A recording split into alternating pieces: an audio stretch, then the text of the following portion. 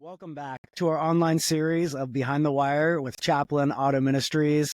I'm your host, Otto, and today we're going to be diving into Lesson 3 of our anger management series. A quick recap of last week, we did explore the practical techniques for managing anger, focusing on and understanding anger indicators, triggers, and the physiological mechanisms that are involved in anger arousal. We also did start to identify and understand the role of irrational beliefs and the factors of anger. Understanding this can help us manage our emotions better, which can lead to a more balanced life. Who's ready to train today? In today's lesson, we're going to be going over what is good about anger. Our goal is to learn how anger can be expressed in healthy ways and to achieve your goals. Understanding good anger.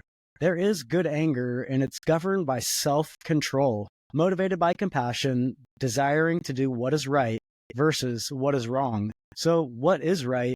What is wrong to you? Are you willing to rethink that process? Maybe currently you're struggling with the thought of, how can anything good come from anger? Don't worry, you're not alone. I didn't think I could ever control my anger once upon a time, but I am learning that there are good ways to express anger. I have plenty of bad examples of how I've expressed anger in a harmful manner, and now I'm one of those rare birds that is starting to have some good examples. Do you ever struggle with the question, how can anything good come from anger? Well, don't worry, you're not alone. There are plenty of examples of harmful anger, and we rarely encounter good ones. So what are negative behaviors resulting from anger?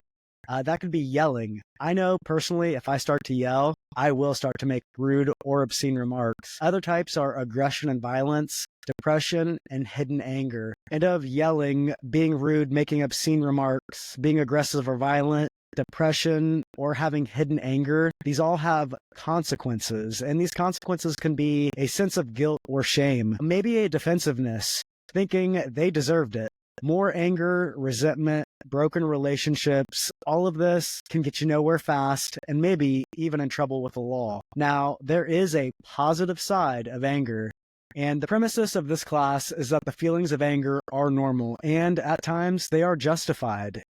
The degree to which you become angry, the reasons for your anger, and the outcome of your anger determine whether or not your anger is in fact good. When anger is expressed in a healthy way, it can be a change agent. Anger can actually change a passive victim into someone who is confident and assertive. An aggressive person like me, they can start to learn self-control. I just have to make sure that I practice it. But look, anger can motivate people to solve problems and resolve conflict. Your anger can be converted into forgiveness versus internalized resentment. Internalized resentment is going to get me nowhere, and it is just a burning hatred inside of me, and it's like chaining weights to my legs or a cinder block and just jumping in the middle of the ocean, because I am going to go down to the bottom if I hold on to resentment. So what are some healthy actions of being good and angry, but put limitations on its expressions in order to prevent harming yourself or others? You have to take responsibility for your anger, and you can't blame it on anybody else. It doesn't matter what they said or the situation. We control our anger. We just have to learn how to slow down and think through our anger versus immediately acting it out. Don't let your anger intensify. For me, maybe even for you, this will generally bring about harm. And this is the intensity that just keeps going and going. I need to put a stop to that. Now, what are some other actions that you can do for being good and angry? Well, if you are angry, you definitely do not want to be associating with angry people. You need some time to heal. It's kind of like trying to get sober and going to hang out at the bar. You are probably not going to stay sober if you go to the bar and you're dealing with sobriety issues. You might need to take a little bit of a break from going to the bar and get yourself back together, and then maybe you can go back in and help someone else not drink. That's what I love to do. But what I can't do is stay around that type of environment, because birds of a feather flock together. And my dad told me if I hang out long enough at the barber shop, I'll get a haircut. You can tell I haven't been there in a while. I do listen, Dad. When we're angry, we can seek healthy resolutions to issues. Always consider the outcome of anger and how it will impact others as well as yourself. You can learn healthy ways to express your anger. Now, dealing with my anger, I don't want you to have to deal with it. I'm trying to deal with it. But what do you think it's like when you have to deal with someone else's anger? Isn't it interesting? We tend to get angry at someone else who was angry. Why is that? Maybe a defense mechanism. Maybe we react defensively to angry people because we think their anger is wrong and threatening. So what can we do to drain the anger from someone else versus provoking their anger even more? Well, it's simple. Punch them right in the face. No, I'm kidding. Don't do that. Everyone in my class laughed when I said that, so I hope that you're laughing right now. I'll laugh with you. Haha. So no, don't punch somebody. There are ways to handle anger without punching somebody or getting punched yourself. And King Solomon wrote, "A gentle answer turns away wrath, but a harsh word stirs up anger." And I most definitely agree with that. Now, not every time that I've given a gentle word did it turn away wrath. There are some times that does not work, and I just need to be more aware of the situation and the person that I'm talking to.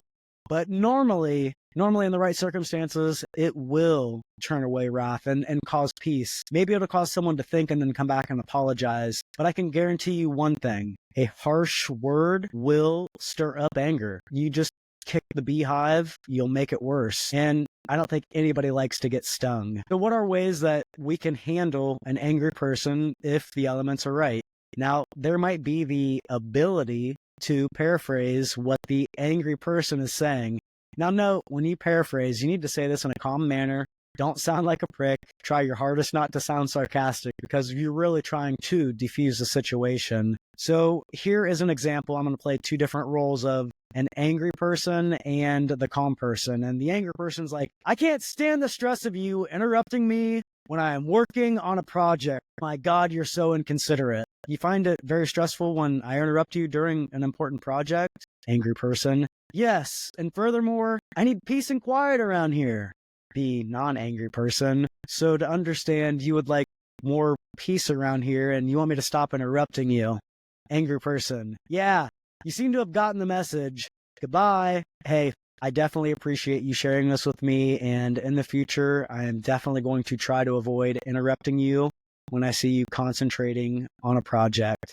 Now, is that going to be the perfect lingo words or whatever? No, it's going to be a scenario based off of however it fits, but that is just giving you an idea because I read this as the person is trying to be nice, giving a gentle answer.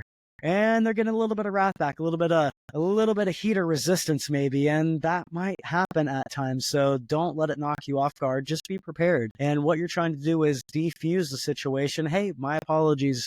No worries at all. I'm just going to go ahead and get out of your hair, and I hope that you have a great day. Again, I do apologize for interrupting you. Anger is a very unique, complex emotion, and understanding it is, well, I feel like it's going to be a lifetime goal for me and, well, hopefully for you. The premises of this class is to teach you that anger is good when it is turned into faith. Now, for me, that's trusting my higher power. It is good when it is assertiveness, and that is speaking the truth in love. It is good when problem solving, seeking the best solution, or a conflict resolution, negotiating a win-win. You most definitely have to let go of resentment and hold on to forgiveness. So what's in it for you? What will you get out of controlling your anger? Well, first of all, you will gain self-control and a sense of personal power. Not power over others, but power over yourself. No one will be able to pull your strings. You won't be a puppet in someone else's play. People can push all the buttons they want, but you don't have to go to the level that they tell you to. And if they don't like that and they jump up and down, you don't have to drop to their level. You will have the power to choose to be angry or not. Having personal power is pulling your own strings and gaining control over yourself. If you can keep your cool, you are more likely to respond in ways that serve your best interests. Well, that's all for today's episode of Behind the Wire with Chaplain Otto Ministries. Thank you so much for joining us as we explore some practical techniques for managing anger. Remember, understanding and managing anger is a journey, and we're here to support you every step of the way. Slow is smooth, and smooth is fast. Until next time, stay calm, stay strong, and stay blessed.